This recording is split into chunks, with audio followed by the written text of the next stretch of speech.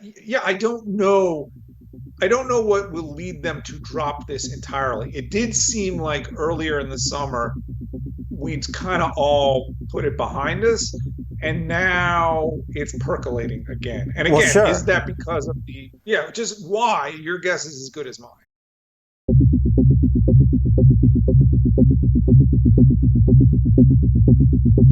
In 2008, I wrote an op-ed for Human Events in which I called for the formation of a new political party, which was really a call for a new sensibility within the Republican Party.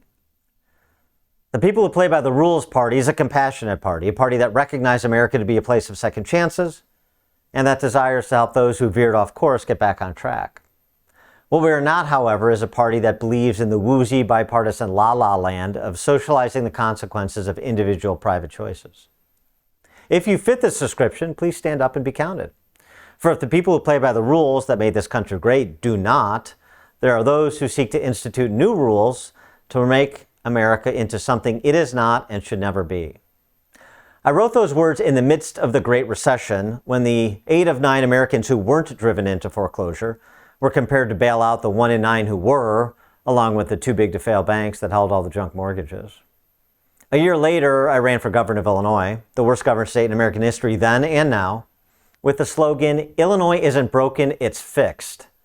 Everyone who heard it immediately understood the point, that political insiders have fixed the system to fleece you and enrich themselves. Government works quite well for those for whom it was designed to work. This was before Angelo Codevilla coined the phrase ruling class. It was before the Brexit and Trump revolts.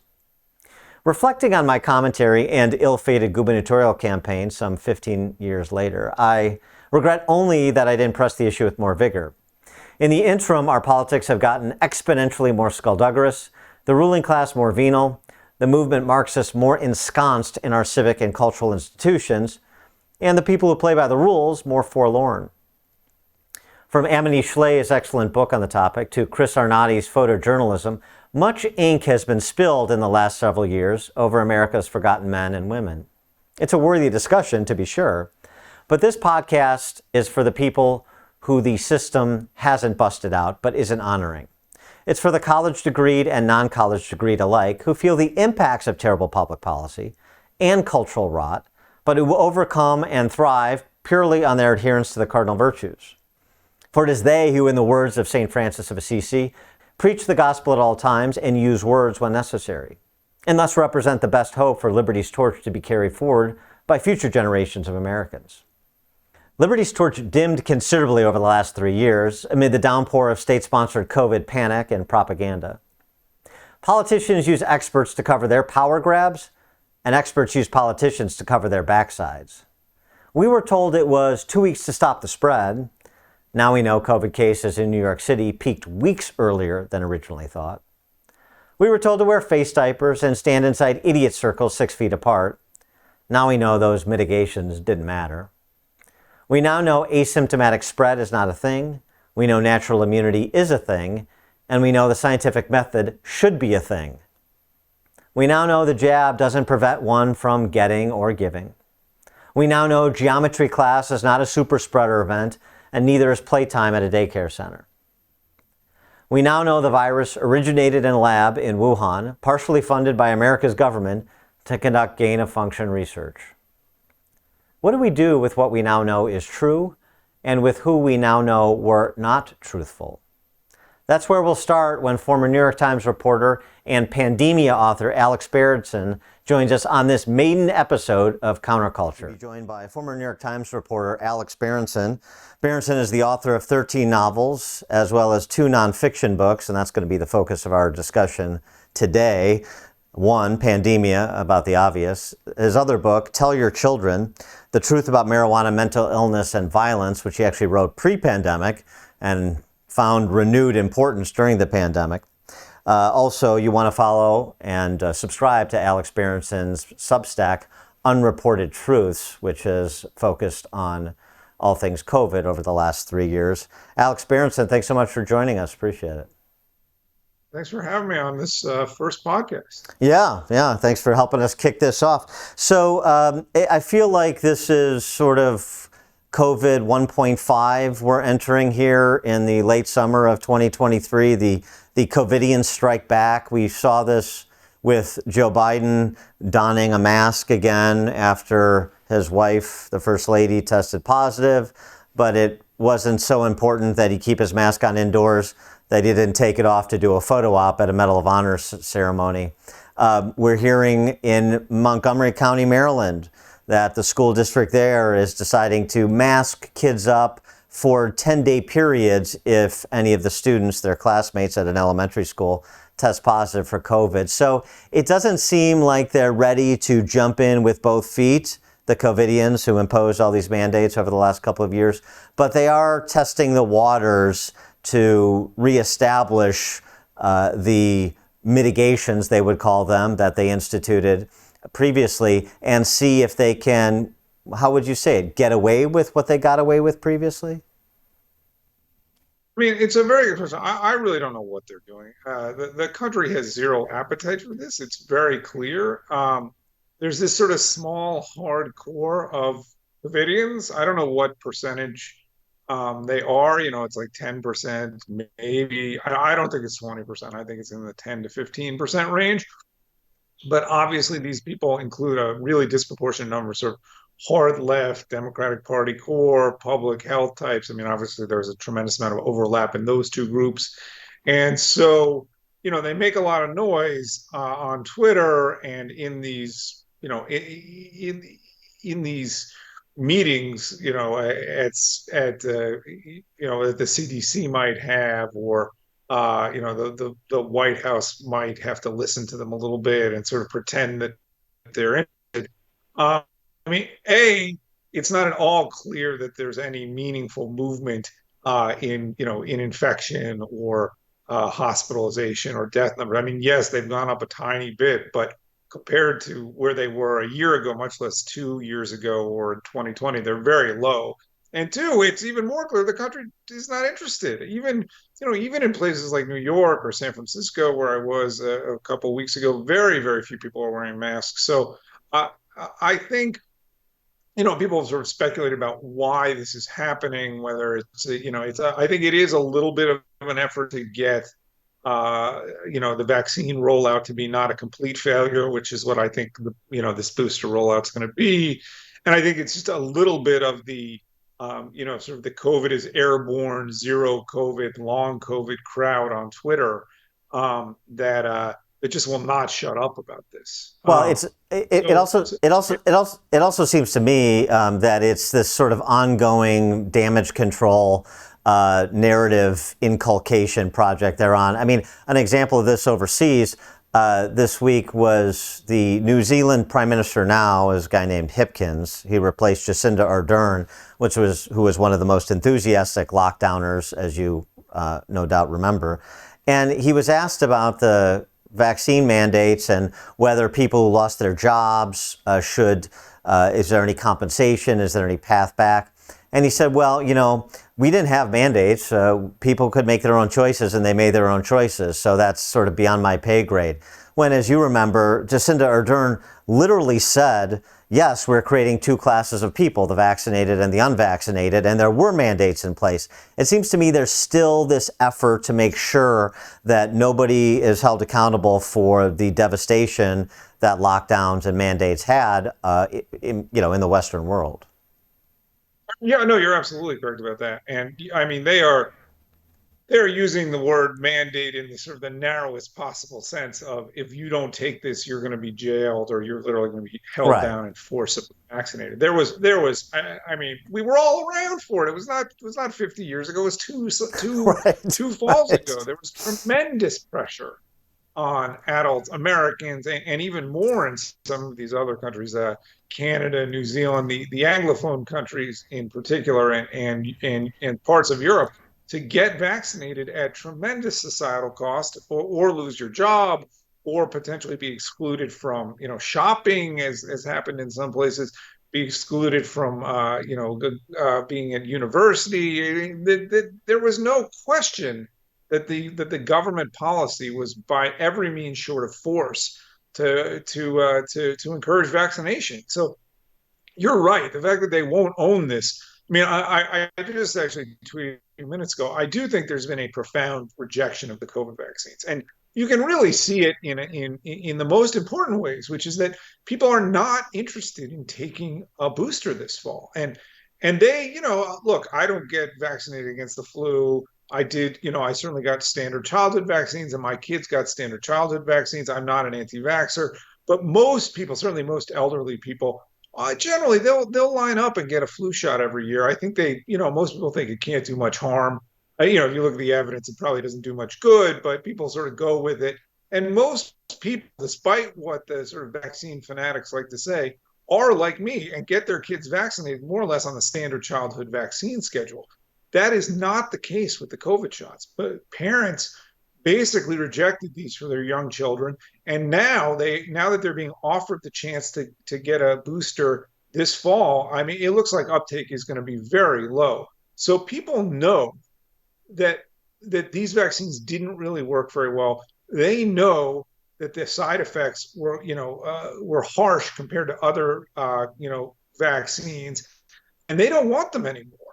And so I do think that the public health authorities are just sort of, it's like that Wile E. Coyote.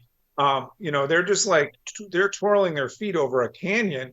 Nobody, nobody is buying what they're selling, and at some point they're going to have to reckon with that. But you're right; they're doing everything possible to avoid that. And it's sort of a keeping up appearances. It's almost like they're not really even trying that hard. I mean, Dr. Marty Makary at Johns Hopkins makes the point, we've gone from these sort of dubious trials, Pfizer, BioNTech trials during Operation Warp Speed, to now, with respect to this booster that's coming online the end of September, we're not even really doing trials at all. It's just sort of being a glide path by the FDA. Tony Fauci was on CNN the other day, and, in response to studies from Cochrane, the Lancet, that find that mask wearing was basically ineffective in terms of prevention of spread or significant disease, he just said, well, there are other studies that say something different. It's good individually, and somehow, even though it's good protection individually, Fauci argued, it gets diluted when it's done collectively, mask wearing. I'm not really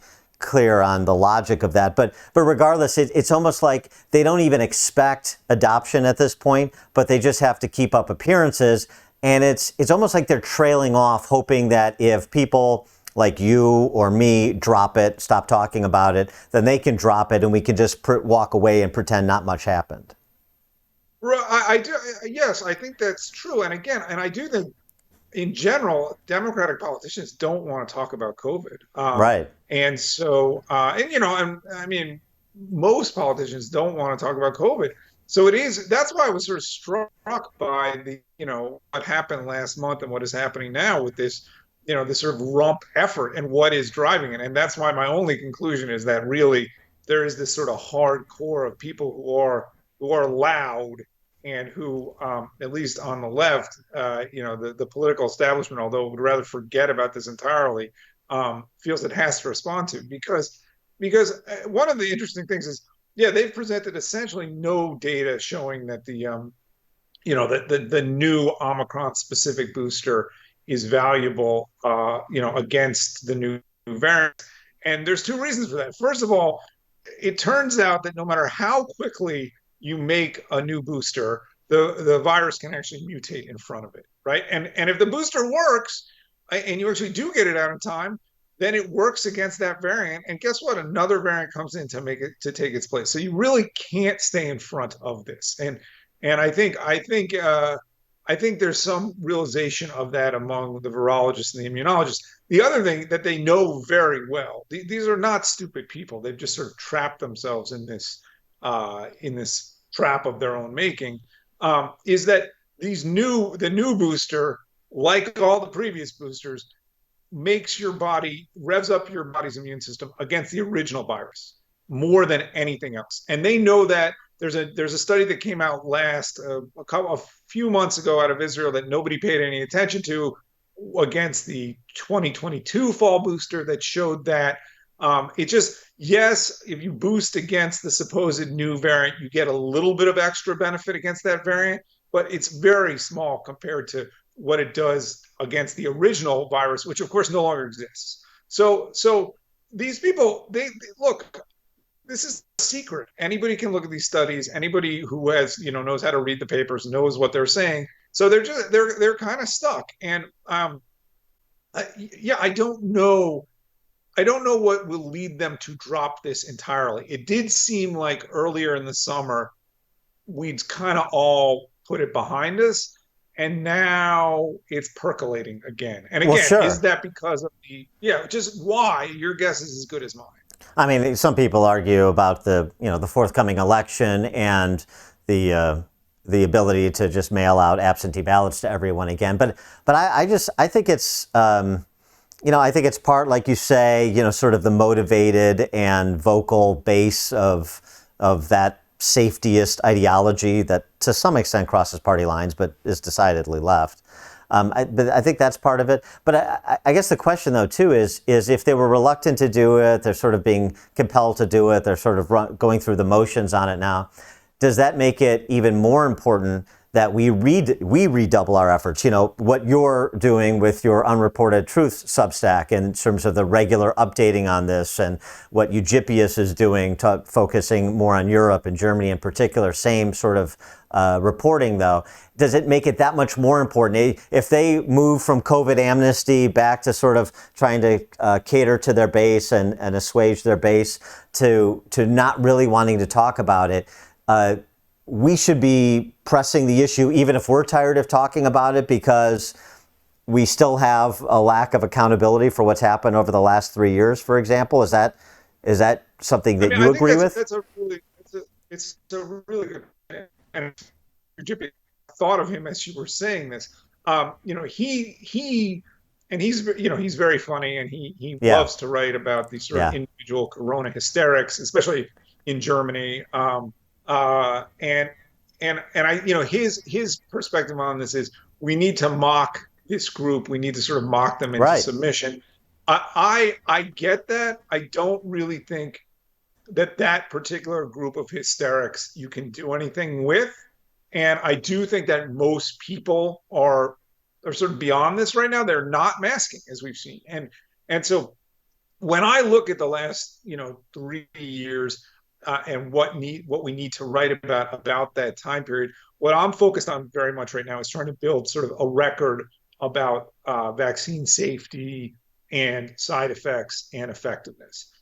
Because I hope, I know right now that there's incredible resistance in the public health community, to look honestly at what's happened with the mRNAs. But I truly believe this was a giant mistake. And I'm not saying this was a giant mistake and we're all, everyone who was vaccinated is going to die. It's not like that. Right. This was a giant failure, um, to rationally look at costs and benefits, to do the correct clinical trials, um, and especially once the vaccine started to fail in the summer of 2021. I mean, both the trials themselves were hastily conducted, although they were large, they were hastily conducted. But everything since the summer of 2021 has been an experiment on well over 1 billion people, about these vaccines. Oh, and it's a refusal to understand that the mRNAs truly are radical technology, and that they need to be treated with respect because they are so different. And so, what I'm very focused on is trying to, not in a hysterical way, but for example, a study came out last week out of Australia, a small study in children, showing that children who'd gotten the mRNA vaccine after the second dose, and this was an unexpected result, had actually suppression of their immune system when it was provoked with a couple of other viruses. So there's this theory in general that if you vaccinate, you actually kind of rev up the immune system, not just against the virus that you're prepping it for, but in general, there's some crosstalk, and your immune system gets stronger, and that there's some evidence of this on a population-wide basis, that kids in African countries who've been vaccinated, their all-cause mortality goes down, and so the theory is there's some beneficial effect. Well, this study showed that for the mRNAs, it's exactly the opposite. You get a really powerful response against COVID and SARS-CoV-2, but you actually downregulate the immune system against these other viruses. and that was unexpected. And there's a not German, a Danish physician and vaccine researcher who is not an anti-vaxxer by any means, who's done a lot of work on this sort of crosstalk theory, who said this is a very important paper. This needs to be followed up on. We need to understand, is this a permanent effect? Is it against all viruses? What does it mean? What does it mean if you boost kids? In any case, this is the kind of paper that I'm writing about right now because I hope that in a year, in 5 years, when there's a willingness to be honest in the public health community and in the political community, the medical community about this risk that we took in 2020, in 2021, and are still taking today, that they're going to go and read my Substack and say, wow, like here's the 25 papers that like we should have been talking about at the time. So again, I appreciate what Eugippies is doing, and I think making fun of the mask Well, crusaders is necessary. But right. but as a reporter, I'm very focused on this vaccine question. Well, division of labor, different people can do different things and still advance the flag. The point you made about this study out of Australia, too, I mean, this is particularly pressing because, I mean, I saw just yesterday Dr. Vin Gupta, who's a medical contributor on MSNBC, saying boosters are going to be ready by end of month, and 6 months and up, you got to get everybody boosted. Everybody should be boosted 6 months and up. And, we know, or at least people paying attention know about the heightened incidence of myocarditis in terms of adverse outcomes. But some of these other things that we still don't know or that we still have questions about need answers. And you still have the sort of the Covidian propagandists who have big platforms, big blowtorches, saying things like Dr. Gupta did yesterday. That's a very good point. And I mean, I am a little reassured because I don't think parents are going to listen to this, but I think there's a really important I think people need to understand at this point, and they don't understand, that it's the United States is the outlier here. Okay, it's not the red states or Republican politicians. It is the blue states, and the Democratic and public health establishment in the United States is very much the outlier in this. If you The look at Scandinavians have pulled back, right? in terms of, I mean, in terms of recommending these mRNA boosters, not just Right. for kids, for anybody under 50 who's not sort of morbidly ill, anybody, and in some cases under 65. The Europeans are being much, much more cautious in their recommendations right now. So this idea that, and I saw he said it to the New York Times too, that the deputy director of the CDC is saying, anybody over 6 months, they are so far out of line on this. And it is crazy. I don't understand it at all. What you recently wrote about this in Unreported Truths, your Substack too, and you don't need to go through all 10 points, but I think it's an important distinction because you were mentioning before about the flu shot versus the mRNA. Makari's written about this as have others, but in terms of the record that you're documenting that you want to create, why the mRNA is different than your annual flu shot in terms of the potential for adverse outcomes, and so the need for further inquiry.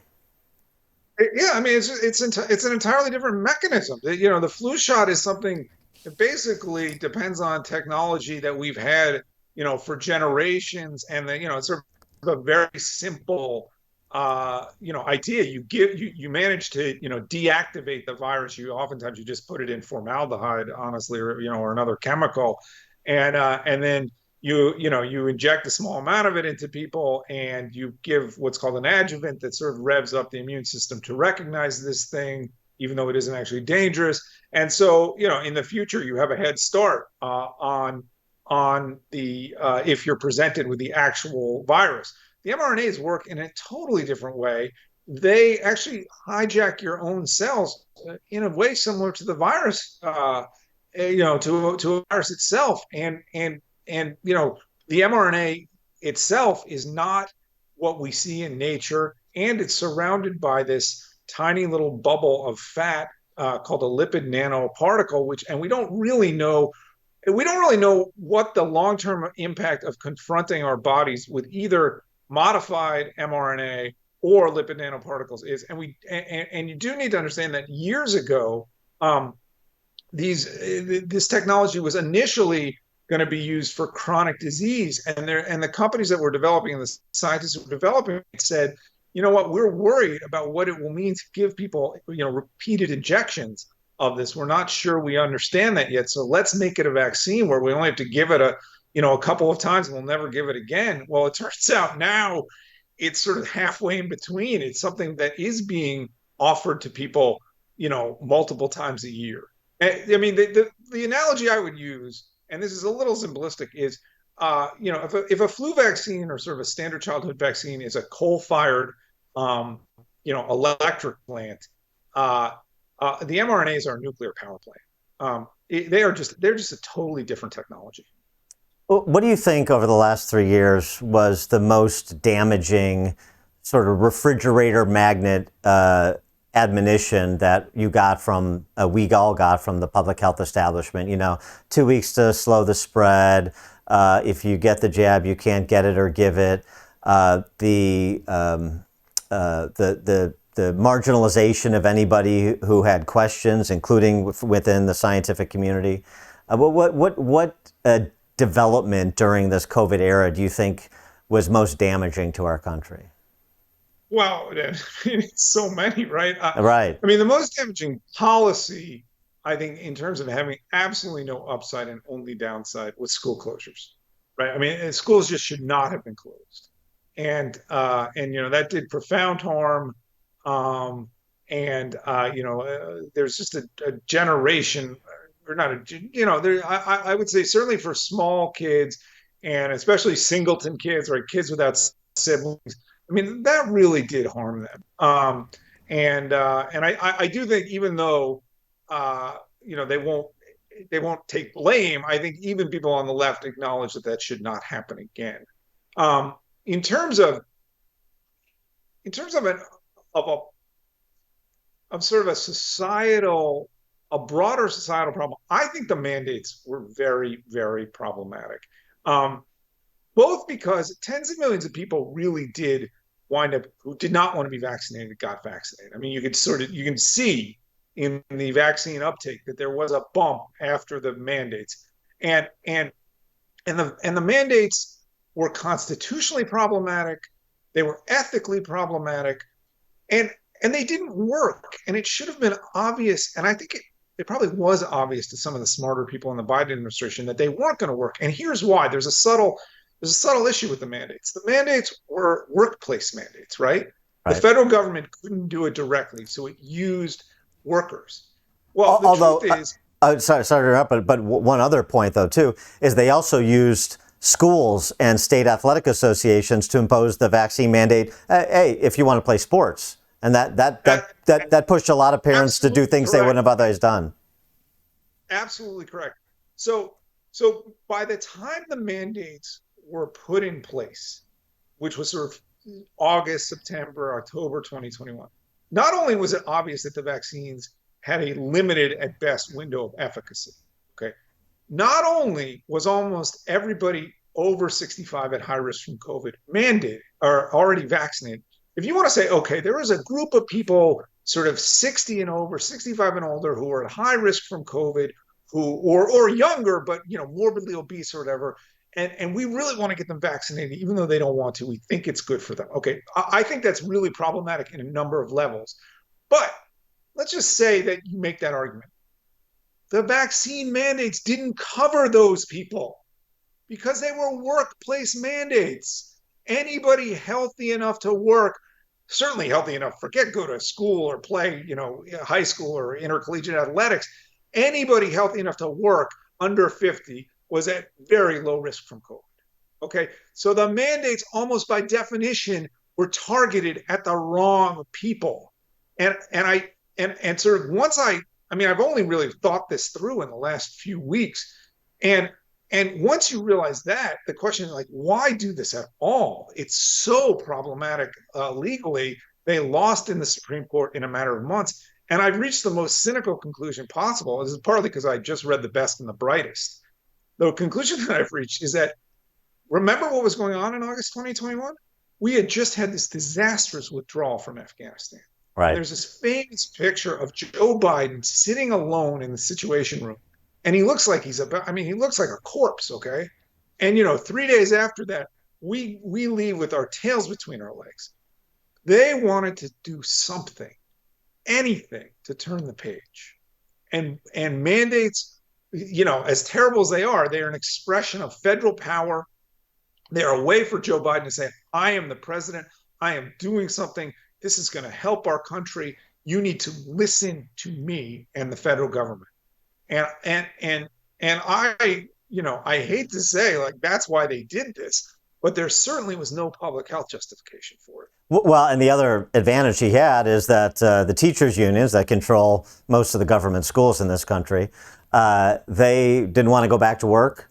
They were making all sorts of claims and demands that extended well beyond anything COVID related because they saw an opportunity as well. So, of course, they're going to provide political cover for Joe Biden because it's in their interest to impose the mandates as well. So to have, sort of your core base, your core base support in the public sector unions behind you gave him the clearance to do it as well. Yes. And by the way, he also knew that he had to get kids back to school. He had to shut the unions up and give them something. Because that was, remember, we're talking fall 2021. Even sort of the dumbest parents or the most COVID frightened parents were aware that they could not go through another year without school. So he was sort of caught betwixt and between. This was a way to satisfy that group, right, and to look like he was doing something. But again, if you just look at it from a policy point of view, it makes zero sense because it doesn't.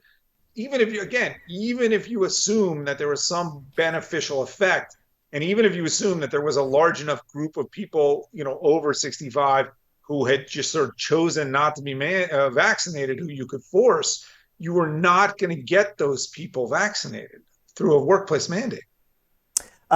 Pulling back now, just thinking about your sort of meteoric rise over the last couple of years as one of the targets of the Covidians and also one of the great information sources for people that do have legitimate questions and are trying to understand some of these complicated issues and some of the issues that are not so complicated where you're trying to figure out what is the motive, as you were describing.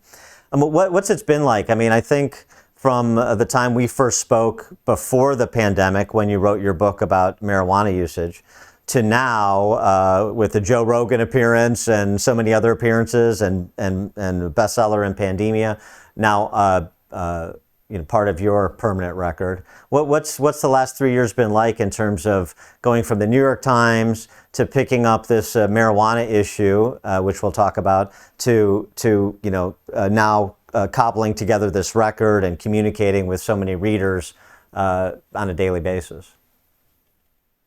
It's been professionally very fulfilling. It's been very interesting to me. A lot of people don't like me, but a lot of people do like me. And I even today, to my surprise, I get emails saying, like, thank you. You've really helped me the last few years. I mean, even though COVID has receded, people feel I spoke out in 2020 and 2021 at a really difficult time for a lot of them personally. So that part's been really good. Um, Personally, it's been difficult. I've lost friends. I live in a blue state. I went to Yale. I worked for the New York Times. Most of my friends or former friends are people on the left. They're sort of standard New York liberals, and a lot of those people don't like me.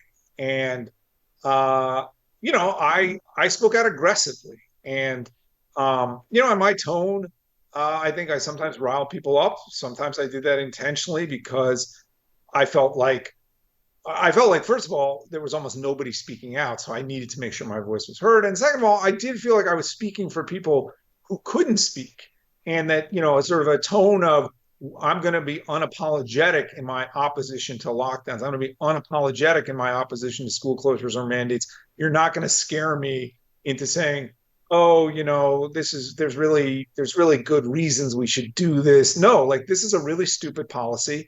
I'm going to say it and I'm going to mock it.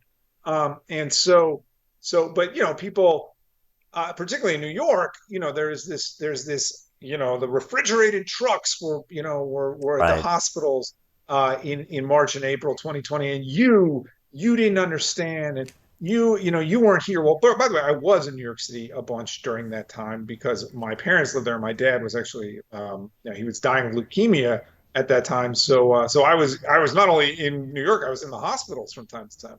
But but uh, so I've lost friends. It's been, it's been difficult on my marriage. My wife is a physician, and I don't want to speak for her, but I would say she generally agrees with my general view on COVID. But she also feels sometimes that I was sort of overly aggressive in my tone, and so that's been tough too. So it is a mixed bag. Uh, and I've been less so now, but in 2020 and 2021, I was very much adopted by the right. Even though there are things you and I, if we talk about Ukraine, I don't know where you stand on it, but certainly a lot of people on the right, uh, you know, are very, sort of pro Putin from my point of view, and I'm not. I think Ukraine has a right to defend itself. So when I say that, for example, I annoy people if I say, I think Trump did not win the election, and that's pretty clear. I annoy, these people who are my fans about COVID, but I do feel from a professional point of view, I have a responsibility to speak honestly. And people can think I'm wrong, but my goal is always to say what I think and give you evidence for it. And if you disagree with me, that's fine. But I don't want to be one of those people who, and I think this is a problem both on the right and the left, caters to subscribers, caters to readers, and is afraid to disagree for fear of losing subscribers. I would rather have no subscribers, honestly, than be in that position of not writing what I think. And so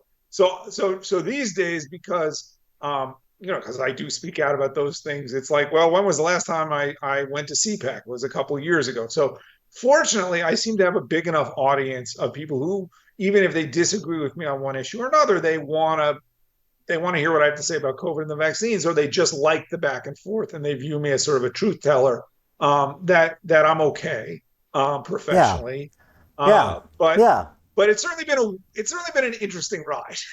Sure, I have no doubt. I mean, you're good. Yeah, when you draw as much attention as you have drawn, it's going to be, some people are going to cheer, some people are going to boo. That's life. But I agree with, I mean, I completely agree with what you said too about just being authentic, and then people will appreciate you on something and may dismiss or not appreciate you as much on another thing, but that's fine.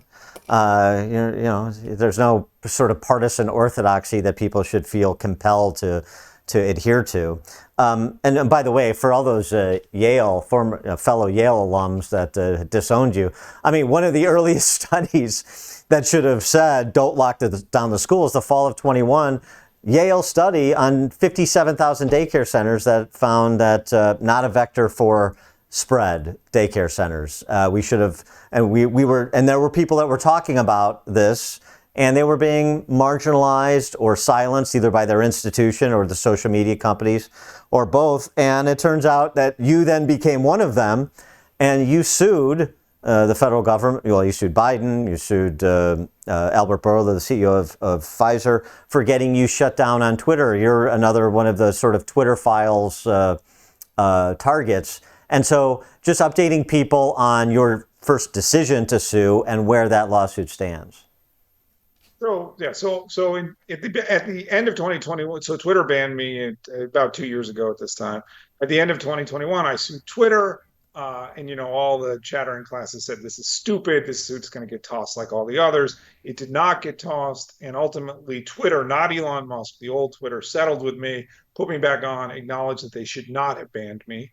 And as part of that lawsuit, I received some documents showing that the White House, Andy Slavitt, who was a senior official in the White House at the time, and other people had pressured Twitter to ban me. And so I've now, and a guy named Scott Gottlieb, who was the head of the FDA Right. and is now Board of on the board of Pfizer. Pfizer, Right. also put pressure on Twitter to ban me. So I've now sued. I sued about it was April, so 5 months ago. They've now responded, all the parties on the other side, saying this lawsuit needs to be dismissed. They very much don't want it to get to discovery, much less to trial. And so my lawyer is now crafting our response to that. It's still a couple of months away from, even from then they'll respond again. So there's several more steps to go even But before we can survive the motion. right. This is a civil It's a civil federal federal rights suit. action. Yeah. Correct. And I mean, the one interesting thing is that there's a second lawsuit, Missouri v. Biden, where the state of Right. Missouri The attorneys has general. brought Right. a broader suit, on behalf of its citizens and also a number of individuals who were censored in other ways by various social media companies. And a judge in Louisiana, because that case was brought in Louisiana, issued a very big ruling 2 months ago, essentially saying, look, when you look at the totality of the Biden administration's efforts to ban content it didn't like on social media, you see there was a censorship scheme here. And, yes, you can argue about any one thing they did being legal or not, but you really need to look at the entire scheme. And that, I mean, and the ruling is very long, which or the it's a memo in support of this ruling is very long, and it goes through the many ways the Biden administration tried to put pressure on the companies, and I'm mentioned in that a number of times. So look, my suit is being heard in New York, not Louisiana, by a judge who Biden appointed. I think the Louisiana case was heard by a judge Trump appointed. I am hopeful that justice will not be partisan in this case, and that the New York judge will see the strength of my lawsuit and move us past the motion to dismiss, and we will move forward. It's going to be a tough fight, but we'll put our best foot forward. Well, it's a right. By the way, when Musk bought Twitter, you were my first tweet in terms of all the people put this guy back on Twitter. Most people saying Trump, so you were my first one. So just count that in my permanent record. But the suit that you're pursuing is so important because the upshot of what the Biden administration was doing and through the alphabet soup of federal agencies, law enforcement and others, was using private actors to do what the government couldn't do itself because it's restrained by the First Amendment, which is unconstitutional. But that's essentially they use cutouts, and basically big tech was their cutout to silence people that were problematic. That's right, and thank you for sort of like, I should have said that. Like, this is, imagine if imagine if the Biden administration, and let's say I was writing op-eds for the New York Times, and imagine the Biden administration said at the Times, hey, like, we just really don't like this guy, and he's a real jerk, and he's hurting our vaccine uptake, and why is he still allowed to write for you? Well, everybody would say that's a First Amendment violation. That the Biden administration should not be telling the New York Times that I can or can't write an op-ed. Or let's say that there was a press conference at a hotel, and Joe Biden was going to speak, and the Biden administration knew that I was going to go and ask a question, and they didn't want that, and they said to the hotel company, "Yeah, we know you're private, but remember, like, you guys do a lot of business with us. We just really hope that when this guy gets the front door, you don't let him in. We're not doing anything about it, but we really hope you don't let him in." Again, people they would totally understand why that's a violation of my First Amendment rights and why the government shouldn't be doing that. Somehow, social media, because of Section 230, which is this law about censorship, and because the Democrats keep talking about misinformation, we need to police it. They've convinced, it's really upsetting to me, actually, they've convinced a huge number of people, especially on the left, that social media should be somehow exempt from the First Amendment. And that is, that's a remarkably dangerous trend. And so I think, I do think that Missouri v. Biden, Berenson v. Biden, if we can get a bright line that the federal government should not be telling social media companies what they can and can't carry, or even encouraging or discouraging them, that'd be a really good thing. These companies, look, it's a different question as to whether they can make their own censorship rules. And, if Twitter can say, hey, we just don't want people from the right because we think it messes up the way the platform feels or whatever, that's a different issue and it's more complicated. But I think it's very simple to say the federal government should not be in the business, even lightly, of putting its thumb on the scale. It's too Well, of powerful, course. and the companies are too powerful.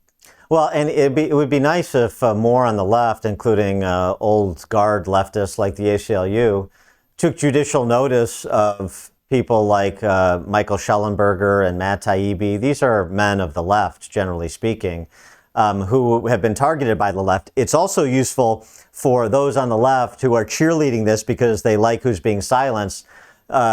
That should be a cautionary tale. I mean, if they can go after Taibbi and Schellenberger, then at some point this can turn on you or people that you do like too. But it just seems that we're sort of impervious to precedent setting, impervious, many of us, to the possibility of a boomerang effect. We're just too excited in the moment to see our political opponents being vanquished.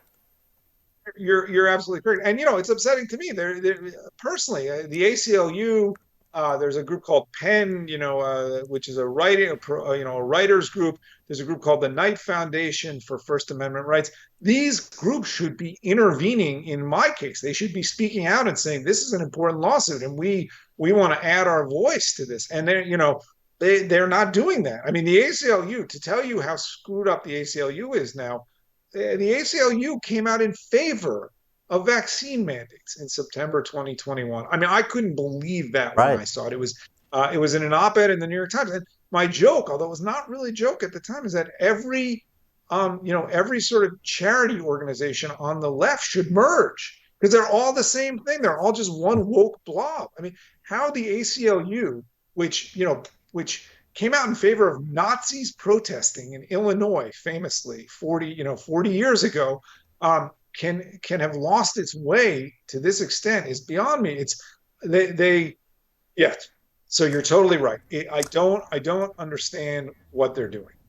I wanted to get to the book that you wrote before the pandemic that I've sort of referenced a couple times now in our conversation, Tell Your Children. And just the backstory on this book that essentially argues that heavy marijuana usage heightens the likelihood of psychosis, which heightens the likelihood of the commission of violent acts. And this is something that we need to understand in an era now where you have state governments pushing marijuana because of the revenue, like they push the lottery and gambling for the same reasons. Yes. And now, I mean, unfortunately, this sort of played out to some extent, this concern about heavy marijuana usage, because when young people were locked down, there was an incidence of substance abuse and an incidence of death, an increase in deaths of despair, as we all know. So I just, the rationale for the book initially, and then how, with the experience of the pandemic, you view the issue of the really promotion of marijuana in our culture today. Sure. And yeah, I'm sort of up against it, but I will try to answer quickly, which I don't always do. Okay. So yes, I wrote Tell Your Children in 2019. My wife, again, she's a psychiatrist, and she'd seen a lot of the sort of after effects of heavy cannabis use. She's a forensic psychiatrist, so she'd seen this in a criminal context. A lot of psychiatrists have seen this, although they don't like to talk about it because they know. They know where the culture is on this issue. And I was actually resistant to writing the book at first because I didn't know what the evidence was. But when I looked at the evidence, it was strong, very strong, and unfortunately, it's only gotten stronger since. Cannabis is a problematic drug, and certainly heavy use of it is and at high concentrations it can be psychiatrically dangerous. And certainly when you use as a teenager, if you're using, again, stuff that might be 30% THC, or you might be, using an edible that's pure THC, you can have psychiatric consequences, and sometimes those can be quite severe. I don't think, I think people are starting to recognize that.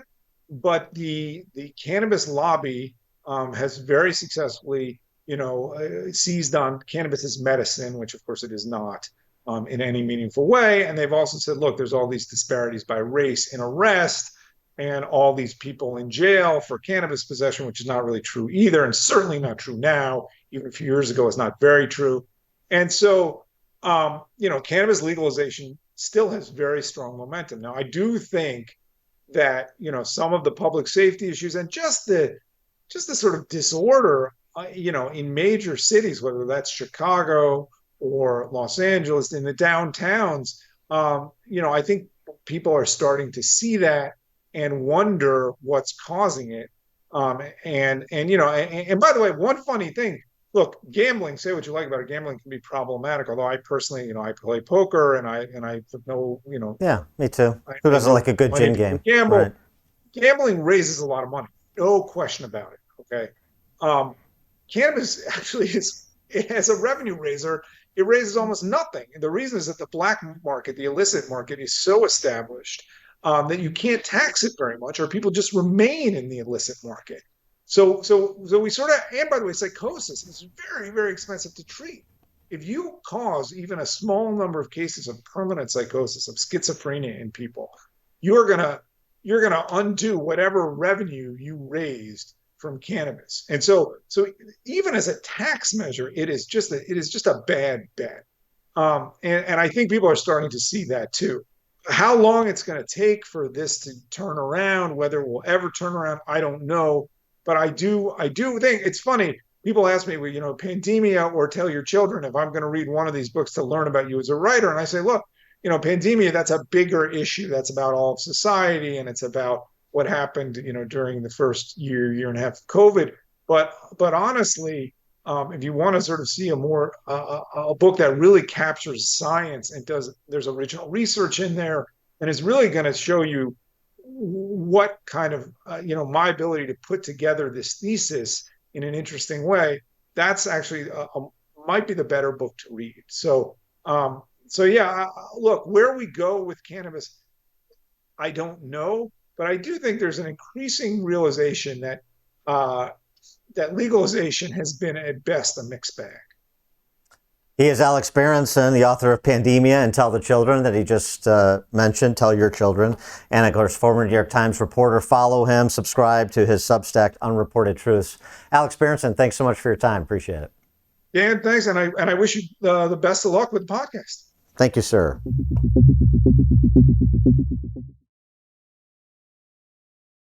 Please subscribe to this channel and like this video if you haven't already. It really helps us.